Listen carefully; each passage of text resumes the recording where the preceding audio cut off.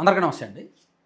గతంలో వైసీపీ అధికారంలో ఉన్నప్పుడు రాష్ట్రంలో రాజారెడ్డి రాజ్యాంగం నడుస్తోంది అని తెలుగుదేశం పార్టీ వాళ్ళు అండ్ టీడీపీ అనుకూల మీడియా, వైసీపీ వ్యతిరేక వర్గాల్లో ఎక్కువగా సోషల్ మీడియాలో చర్చ జరిగేది. అది ఎంతవరకు నిజమో అనేది 2024 ఎన్నికల ఫలితాలు బట్టి మనం అర్థం చేసుకోవచ్చు. నిజంగా ఆ రాజ్యాంగం నడిచిందా లేదా, దాని పర్యవసానాలు ఏంటి, ఫలితాలు ఏంటి అనేది కనిపించాయి. ఇప్పుడు కూటమి ప్రభుత్వం అధికారంలోకి వచ్చిన తర్వాత రెడ్ బుక్ రాజ్యాంగం అమలవుతోంది అని గత కొంతకాలంగా వైసీపీ కూటమి ప్రభుత్వాన్ని విమర్శిస్తోంది. అయితే కొత్తగా నిన్న వైసీపీ నేతలు పుత్తా శివశంకర్ గారును అండ్ శ్రీకాంత్ రెడ్డి గారు ప్రెస్ మీట్ పెట్టి ఈనాడు రాజ్యాంగాన్ని అమలు చేస్తోంది కూటమి ప్రభుత్వం అనే పదం వాడారు. ఈ రాష్ట్రంలో కూటమి ప్రభుత్వం రెడ్ బుక్ రాజ్యాంగాన్ని అమలు చేస్తోంది అండ్ ఈనాడు రాజ్యాంగాన్ని అమలు చేస్తున్నారు. ఈనాడులో ఏ వార్తలు వస్తే దాన్నే వీళ్ళు దాన్ని బట్టి ఎఫ్ఐఆర్లు కడుతున్నారు, దాన్ని బట్టి పోస్టింగ్లు ఇస్తున్నారు. సో అంటే ఈనాడే శాసిస్తోంది, ఈనాడు వార్తలే ప్రభుత్వాన్ని శాసిస్తున్నాయి అనే ఒక మాట వాడారు. ఇక్కడ ఆ పరిస్థితి ఎందుకు వచ్చింది ప్రభుత్వానికి? ఒక పత్రికలో వార్తలు వస్తే దాన్ని ఇమీడియట్గా స్పందించాల్సిన అవసరం ఎంతవరకు ఉంది? ఎస్, స్పందించాలి. నేను కొంచెం డీటెయిల్డ్గా డెప్త్గా ఈ పాయింట్ చెప్తా. ఇక్కడ ప్రభుత్వ చేతగానితనం, ప్రభుత్వ అసమర్థత ఏమిటి అనేది కూడా ఈ వీడియోలో చెప్తా. యాక్చువల్లీ పత్రికల్లో, ఈనాడు లాంటి పత్రికలో గతంలో ఎటువంటి కథనాలు వచ్చాయంటే, ఒక నియోజకవర్గ సమస్యలు, లేదా జిల్లా సమస్యలు, లేదా రైతుల సమస్యలు, యువత సమస్యలు, లేదా మైనింగ్లోను భూ అక్రమాల్లోనూ రకరకాల అవినీతి వార్తలు, పరిశోధనా కథనాలు, సమస్యల మీద కథనాలు, మానవీయ కథనాలు ఎక్కువగా గతంలో ఈనాడులో వచ్చేవి. దాని మీద ప్రభుత్వాలు స్పందించేవి. కానీ ఇప్పుడు ఈనాడులో కూటమి ప్రభుత్వ వైఫల్యాల మీద కథనాలు రాసే క్రమంలో కూటమి ప్రభుత్వం వైసీపీ వాళ్ళకి ఏమైనా మేలు చేస్తుంటే అవే వార్తలుగా రాస్తున్నారు. ఉదాహరణకి చూడండి, చాలా ఉన్నాయి, బట్ నేను అవన్నీ ఇప్పుడు నాకు క్లిప్పింగ్స్ దొరకలేదు. ఈ మధ్య బాగా వైరల్ అయింది ఏంటి? అరాచక సిఐకి హోంమంత్రి ఇలాకాలో పోస్టింగ్. వైకాపా హయాంలో పలాస కాశీబుక్లో పెట్టరేగిపోయిన శంకర్రావు అప్పటి మంత్రి సీదర అండదండలతో తెదేపవారిపై అక్రమ కేసులు, రహస్య ప్రదేశాల్లో నిర్బంధించి దారుణంగా హింస అని సిఐ శంకర్రావు గారికి పాయకరావుపేటలో పోస్టింగ్ ఇచ్చినప్పుడు ఈనాడులో పెద్ద వార్త రాశారు. ఇమీడియట్గా ప్రభుత్వం ఏం చేసింది? అతన్ని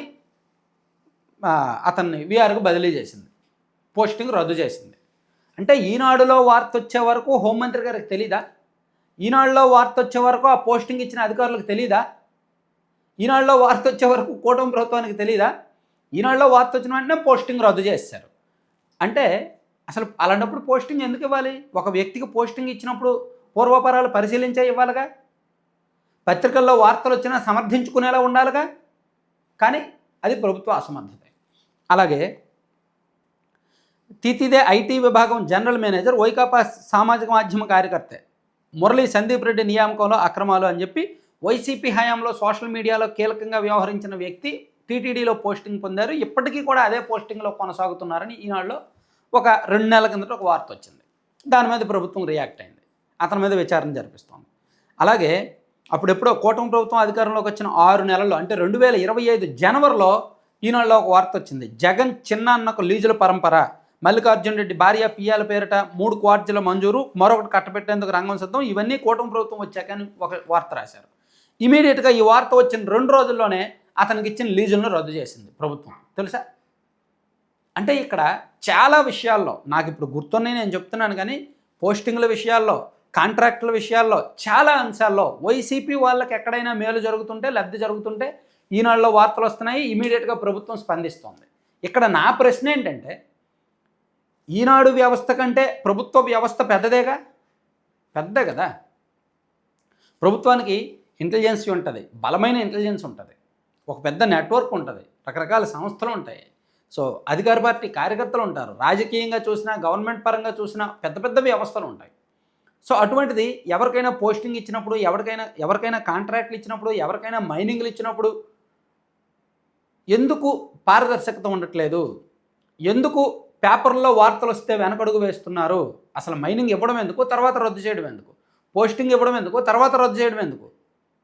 కాంట్రాక్ట్ ఇవ్వడం ఎందుకు, తర్వాత రద్దు చేయడం ఎందుకు? ఈనాడులో వార్తలు వస్తే ఎందుకు రద్దు చేస్తున్నారు? ఇక్కడ నేను ఈనాడును తప్పు పట్టట్లా, ప్రభుత్వ చేతగానితనాన్ని ప్రశ్నిస్తున్నా. బికాజ్ ఆఫ్ ప్రభుత్వ చేతగానితనం వైసీపీ వాళ్ళకి అది విమర్శ అవకాశంగా మారింది. ఎస్, నిన్న వైసీపీ వాళ్ళు అందుకే చెప్పారు ఈనాడు రాజ్యాంగం అమలవుతోంది అని. సో ఈనాడులో రాస్తున్నారు, వెంటనే ప్రభుత్వం స్పందిస్తోంది. అసలు ఈనాడులో రాసే అవకాశం కల్పించకపోతే ప్రభుత్వం గెలిచినట్టు, కూటమి గెలిచినట్టు. కానీ అది జరగట్లా. సో నేనేమంటానంటే ఇంటెలిజెన్స్ ఫెయిల్ అవుతోంది, అండ్ విజిలెన్స్ ఫెయిల్ అవుతోంది, నెగ్లిజెన్స్ కనిపిస్తోంది, పొలిటికల్ గవర్నెన్స్ అస్సలు లేదు. ఈ కారణాలతో ఇలా పత్రికల్లో వార్తలు మీద ప్రభుత్వం చేతులు కట్టుకొని సరెండర్ అయిపోయి ఇమీడియట్గా స్పందించాల్సి వస్తుంది. నాకు తెలిసింది ఇటువంటివి ఒక 20కి పైగా ఘటనలు ఉన్నాయి. పోస్టింగ్లు ఇచ్చిన వెంటనే రద్దు చేసేయడం, రకరకాల శాఖల్లో ఎవరికోళ్ళు పోస్టింగ్ ఇవ్వడం, వాళ్ళు వైసీపీ వీర విధేయులు అని చెప్పి ఈనాడులోనో ఆంధ్రజ్యోతిలోనో వార్త రావడం, ఇమీడియట్గా నెక్స్ట్ డే దాన్ని రద్దు చేసి వెనక్కి తీసుకోవడం జరుగుతూనే ఉన్నాయి. అందుకే ఇప్పుడు ప్రతిపక్షాలకు ఈనాడు రాజ్యాంగం అనే ఒక ఆయుధాన్ని కూటమి ప్రభుత్వం అందించింది. అర్థమైంది కదా, ఇది యాక్చువల్ చాలా కాంప్లికేటెడ్ అనాలిసిస్. ఇక్కడ ప్రభుత్వం అర్థం చేసుకోవాల్సింది ఏంటంటే వాళ్ళ ఇంటెలిజెన్స్ సరిగ్గా ఉండాలి. ఎందుకు ఇప్పుడు వాళ్ళు మాట్లాడారంటే శ్రీధర్ అప్పలరాజు గారు అరెస్ట్ ఉంది. నిజంగా శ్రీధర్ అప్పలరాజు గారి మీద చర్యలు తీసుకోవాలి. ఎప్పుడు ఈ ఘటన జరిగినప్పుడు శ్రీధర్ అప్పలరాజు గారు కేసు మార్చాలని చూశారు, మరొకరిని నిందితుడిగా పెట్టాలని చూశారు, తన కుమారుడిని కాపాడుకోవాలని చూశారు. దీని మీద పోలీసులు సీరియస్గా రెస్పాండ్ అయ్యి శ్రీధర్ అప్పలరాజు గారిని అరెస్ట్ చేయాలి. దాని మీద ఈనాడులో వరుసపెట్టి నిన్న ఒక 3 రోజుల కిందట వార్తలు వచ్చాయి. అవి రావడంతో ప్రభుత్వం ఇమీడియట్గా అతన్ని అరెస్ట్ చేసింది. కాబట్టి వైసీపీ వాళ్ళు ఈనాడులో వార్తలు వచ్చాక అరెస్ట్ చేస్తున్నారు అంటే ఈనాడు రాజ్యాంగం ఫాలో అవుతున్నారా అని విమర్శించడం మొదలుపెట్టారు. సో దానివల్ల ఈనాడుకే అపఖ్యాతే, ప్రభుత్వానికే అపఖ్యాతే. పోలీసులు సరిగ్గా పనిచేస్తే as per rule of law వెళ్ళిపోతే ఈనాడులో ఇలా వార్తలు రాయాల్సిన అవసరం ఉండదుగా, ప్రభుత్వానికి అపఖ్యాత రాదుగా. సో సిస్టమ్ ట్రాక్లో లేదు. అందుకే నేను అంటున్నా నెగ్లిజెన్స్ ఉంది, సిస్టమ్ ట్రాక్లో పనిచేయడం లేదు, పొలిటికల్ గవర్నెన్స్ ఫెయిల్ అవుతోంది, ఇంటెలిజెన్స్ ఫెయిల్ అవుతోంది. అందుకే వార్తలు రాసిన ఈనాడుకి వీళ్ళు మాట్లాడుతున్నారు, అపఖ్యాత తప్పడం లేదు, ప్రభుత్వానికి అపఖ్యాత తప్పడం లేదు. బికాజ్ ఆఫ్ దీస్ రీజన్స్ కార్యకర్తల్లో కూడా సాటిస్ఫై లేదు ప్రభుత్వం పట్ల.